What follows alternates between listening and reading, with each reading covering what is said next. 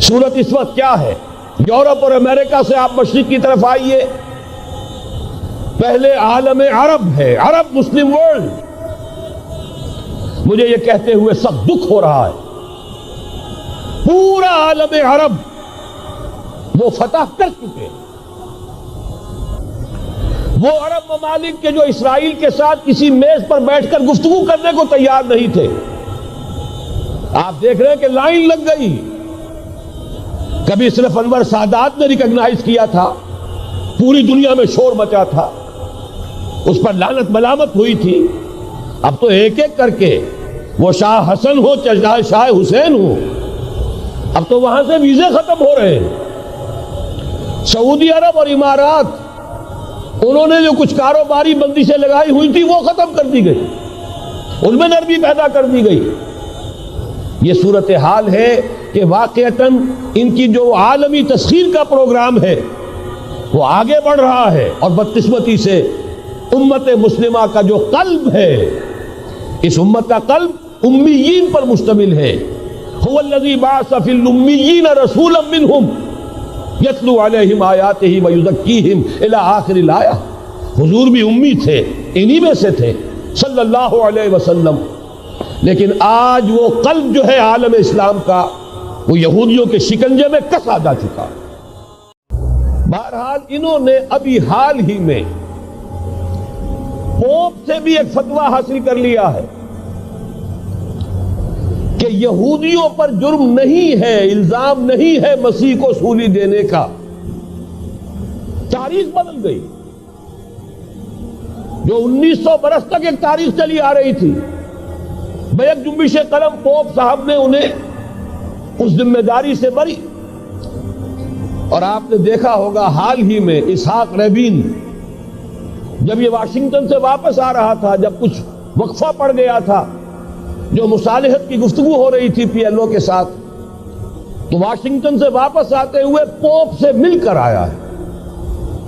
اب ویٹیکان نے تسلیم کر لیا ہے اسرائیل کو، اور اس کا اب سفارت خانہ ویٹیکان کا یروشلم میں کھلنے والا ہے. میری اس پوری گفتگو کا حاصل کیا ہے؟ انہوں نے 3 pronged اٹیک کے ذریعے سے یورپ کو اور یورپ کے ساتھ اب امریکہ، ان دونوں کو اپنے شکنجے میں کس لیا ہے، فتح کر چکے. یہ وہ بات تھی جو علامہ اقبال اس صدی کے آغاز میں دیکھ آئے تھے، فرنگ کی رگے جہاں پنجے یہود میں ہے. وہ تو صرف ایک قوم تھی، جرمن قوم، جسے کچھ عرصے کے بعد احساس ہو گیا کہ یہودی کس شے کا نام ہے. نتیجتاً یہودیوں کے قول کے مطابق 60 لاکھ یہودیوں کو اس نے قتل کیا ہے. لیکن اس کے علاوہ، جس کو آج کل ویسٹ کہا جاتا ہے، وائٹ اینگلو سیکسن پروٹیسٹنٹس، ان کے اوپر مکمل تسلط ہے یہودیوں کا. وہ یہودیوں کے اعلی کار بنے ہوئے ہیں، سود کے ذریعے سے مالیاتی شکنجے میں جکڑا ہوا. فیڈرل ریزرو فنڈ جتنا بھی امریکہ کا ہے، یہ سرکاری بینک نہیں ہے، یہودیوں کے نجی ادارے ہیں. اور دنیا کی سب سے بڑی مقروض حکومت جو ہے وہ امریکہ کی ہے. یہودی قرض خواہ ہے اور امریکہ کی حکومت ان کی مقروض ہے. اسی لیے کہا ہے نکسن نے اپنی کتاب میں کہ کوئی پریزیڈنٹ نہیں ہے امریکہ کا جو یہودیوں کی رائے کے خلاف چل سکے. اس نے یہ بات کہہ دی اور لکھ دی، کھل کر لکھ دی، اپنی کتاب میں لکھ دی.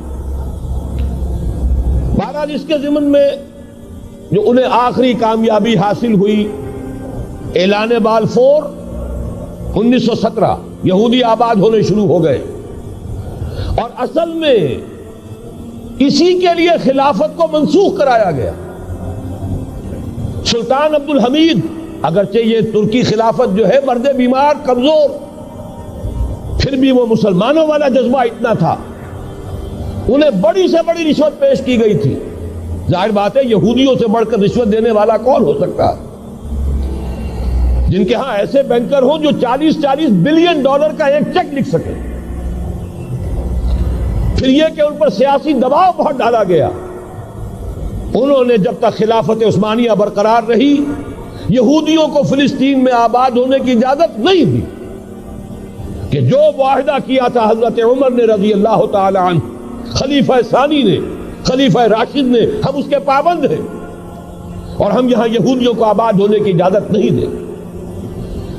لہذا انہوں نے اس خلافت ہی کا بستر طے کرایا، اس لیے کہ نہ رہے بانس نہ بجے بانسری، نہ مسلمانوں کی وحدت ملی کی کوئی علامت دنیا میں باقی رہے اور نہ مسلمان کسی مسئلے پر جمع ہو کر کوئی موقف اختیار کر سکے۔ اعلان بلفور کے نتیجے میں آباد کاری شروع ہوئی۔ 1948 میں اسرائیل قائم ہو گیا، معجزہ ہو گیا۔ 1967 میں اس کی توسیع ہو گئی۔ اس میں ایک بات اور بھی عرض کر دوں، یہ سارا کس طور سے ہوا ہے کام؟ آپ نے زائنزم کا نام تو سنا ہے، صہیونی تحریک۔ خود اس کا جو بابا آدم تھا، آرڈر آف الومیناٹی، 1776 یکم مئی یہ نظام قائم کیا وائساپ نے، اور اس نظام کے تحت فری میسنری اور lodges of the great Orient قائم کیے گئے۔ یہ سارا ہتھ کنڈا وہ ابلیسی نظام، اس کی تفصیل ایک کینیڈین آتھر نے لکھی ہے کتاب میں، پونز ان دی گیم۔ یہ سارا دھندا ایک شیطانی چکر ہے، ابلیسی چال ہے، اور اس کے ذریعے سے اسرائیل قائم ہوا اور اس کی توسیع بھی ہوئی 1967 میں۔ اب یہاں تک پہنچنے کے بعد ان کے پیش نظر بقیہ دنیا کی تسخیر اور اسے فتح کرنے کا معاملہ ہے، اور سب سے بڑھ کر اسلام کی بیخکنی اور اس کا راستہ روکنا، یہ ان کے پیش نظر ہے۔ یریدون لیطفئوا نور اللہ بافواہہم۔ صورت اس وقت کیا ہے؟ یورپ اور امریکہ سے آپ مشرق کی طرف آئیے، پہلے عالم عرب ہے، عرب مسلم ورلڈ۔ مجھے یہ کہتے ہوئے سخت دکھ ہو رہا ہے، پورا عالم عرب وہ فتح کر چکے، وہ عرب ممالک کے جو اسرائیل کے ساتھ کسی میز پر بیٹھ کر گفتگو کرنے کو تیار نہیں تھے۔ آپ دیکھ رہے ہیں کہ لائن لگ گئی۔ کبھی صرف انور سادات نے ریکگنائز کیا تھا، پوری دنیا میں شور مچا تھا، اس پر لعنت ملامت ہوئی تھی۔ اب تو ایک ایک کر کے، وہ شاہ حسن ہو چاہے شاہ حسین ہو، اب تو وہاں سے ویزے ختم ہو رہے ہیں۔ سعودی عرب اور امارات، انہوں نے جو کچھ کاروباری بندشیں لگائی ہوئی تھی وہ ختم کر دی گئی، ان میں نرمی پیدا کر دی گئی۔ یہ صورتحال ہے کہ واقعتاً ان کی جو عالمی تسخیر کا پروگرام ہے وہ آگے بڑھ رہا ہے، اور بدقسمتی سے امت مسلمہ کا جو قلب ہے، اس امت کا قلب امیین پر مشتمل ہے۔ هو الذی بعث فی الامیین رسولا منہم یتلو علیہم آیاتہ ویزکیہم الی آخر الآیہ۔ حضور بھی امی تھے، انہی میں سے تھے صلی اللہ علیہ وسلم۔ لیکن آج وہ قلب جو ہے عالم اسلام کا، وہ یہودیوں کے شکنجے میں کسا جا چکا۔ اکثر وہاں کے جو حکمران ہیں، امریکہ کے ایجنٹ ہیں، اسٹوڈیز۔ یہ حالات جہاں تک عالم عرب کا تعلق ہے، تلخ حقائق ہیں جو بیان کر رہا ہوں، اس لیے کہ آپ کے سامنے رہنا چاہیے۔ یہ جو اقبال نے کہا کہ دنیا کو ہے پھر مار گئے روح و بدن پیش، ابلیس نے پھر اپنے درندوں کو ابھارا، اللہ کو پا مر دیے مومن پہ بھروسہ، ابلیس کو یورپ کی مشینوں کا سہارا۔ یہ دوبارہ ایک بہت بڑے پیمانے پر حق و باطل کا گھمسان کا رنگ پڑنے والا ہے۔ ملاحم کی جو حضور صلی اللہ علیہ وسلم نے پیشین گوئیاں فرمائی، الملحمۃ العظمیٰ، تاریخ انسانی کی عظیم ترین جنگ جو ابھی آنے والی ہے، اس کو سمجھ لیجئے اچھی طریقے سے کہ اس میں جو قوتیں ایک دوسرے کے مقابل آ رہی ہیں وہ کون سی ہے۔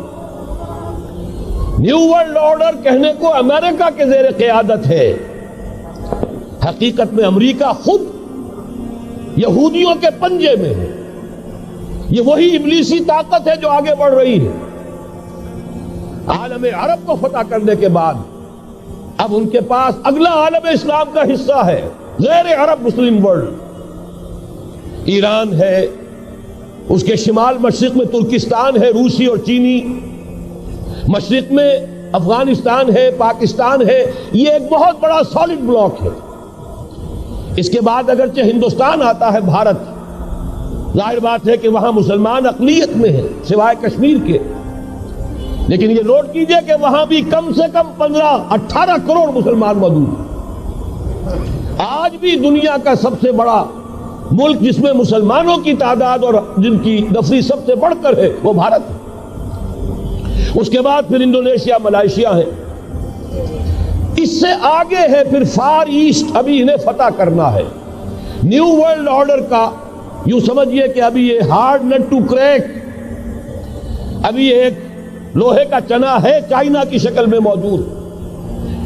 اور مجھے یاد آ رہا ہے ڈی گال کے الفاظ بہت سے لوگوں نے سنے ہوں گے. اس نے کہا تھا کہ ہم نے خام خواہ روس کو اپنا دشمن بنا لیا ہے، وہ تو ہمارا بھائی ہے، وائٹ ریسس، وہ تو بنیادی طور پر یورپین قوم ہے. Beware of the yellow masses of the east. تمہیں گھبرانا چاہیے، تمہیں خبر لینی چاہیے. وہ مشرق بعید کے جو زرد رو لوگ ہیں، China, Indo China, Japan, yellow race. ابھی اس نیو ورلڈ آرڈر کے لیے جو فتح عالم اور تسخیر عالم کا پروگرام ہے، اس میں پہلے غیر عرب مسلمان دنیا اور پھر یہ فار ایسٹ کا خاص طور پر یلو ماسز، یہ ہے کہ جنہیں ابھی انہیں ٹیکل کرنا ہے. اور اسی لیے میں عرض کرنا چاہتا ہوں، حقائق ہمارے سامنے رہنا چاہیے. یہ 45 برس کے بعد امریکہ کو کیسے خیال آ گیا کہ کشمیر کا مسئلہ واقعی ہے؟ ساقی نے کچھ ملا نہ دیا ہو شراب میں. یہ کہاں سے رابن رافیل آئی پچھلے سال اور مسئلے کو زندہ کر کے چل دی. ہم خوش ہوئے، امریکہ نے مان لیا. حقیقت میں امریکہ کی نظر ہے اور وہ اس کو چاہتے ہیں کہ کوئی دوسرا اسرائیل بنائے، آزاد بنا کر اس کو اپنے تسلط میں لیں. اس لیے کہ اگر جو پروگرام ہے، اگر وہاں پر فرض کیجئے بہت مطالبہ ہمارا مان لیا جائے، پلیبسائٹ کرایا جائے، اس کا نتیجہ کیا ہوگا؟ آپ کو آزاد کشمیر سے بھی اپنی فوجیں نکالنی پڑیں گی، آپ کو گلگت اور بلتستان سے بھی فوجیں نکالنی پڑیں گی، بھارت بھی ادھر سے فوجیں نکالے گا. اور رہ جائے گا کون؟ یہ ٹھاٹ پڑا رہ جائے گا. جب لاج چلے گا بنجارا، رہ کون جائے گا؟ پھر تو وہی راج کرے گا جو UN پر قابض ہے. اور پھر ظاہر بات ہے کہ اس کے پاس دولت کے انبار اور جو بھی ان کی چالاکیاں اور ہوشیاریاں ہیں، ہو سکتا ہے کہ وہ اسے ایک نئے اسرائیل کی شکل دے دے.